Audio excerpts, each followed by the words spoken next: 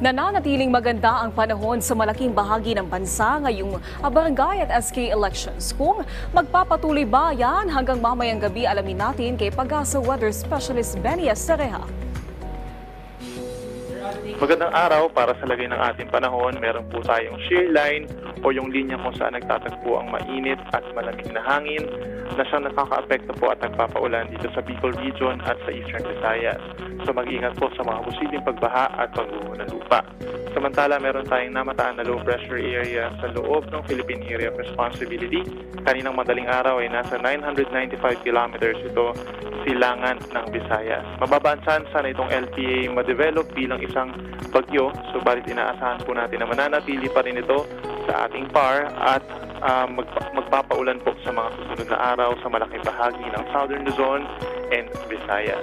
Yung Northeast Monsoon or amihan naman nakaka-apekto din ngayong araw naman sa Northern and Central Luzon. So asahan po ang cloudy skies with light rains over Batanes, Cagayan, Isabela at Aurora. Habang meron tayong pulupulong mahihirang ulan over Ilocos Region, Cordillera Region, gayon din ang natitirang bahagi pa ng Central Zone at Cagayan Valley. Over Metro Manila and the rest of the country ngayong araw, asahan lamang ang bahagyang maulap hanggang maulap pa rin na kalangitan na sasamahan ng mga pulupulong ulan o mga saglit na pagkidlat pagpulog.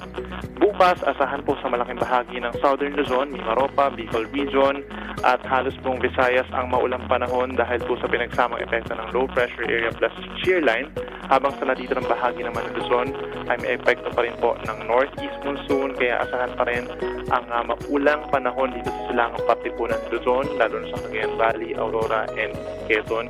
Habang sa Metro Manila at natitirang bahagi ng Luzon, meron lamang pulupulong mahinang ulan. For Mindanao, isolated or localized thunderstorms. Narito naman po ang update sa ating mga tabs.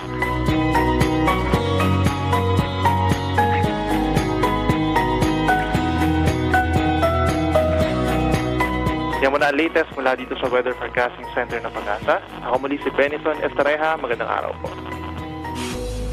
Maraming salamat Pag-asa Weather Specialist Benny Estareja. At paalala muli sa ating mga kababayan para maging ligtas sa lahat ng pagkakataon mula sa epekto ng pabago-bagong panahon. Ugaling tumutok dito lang sa PTV Info Weather.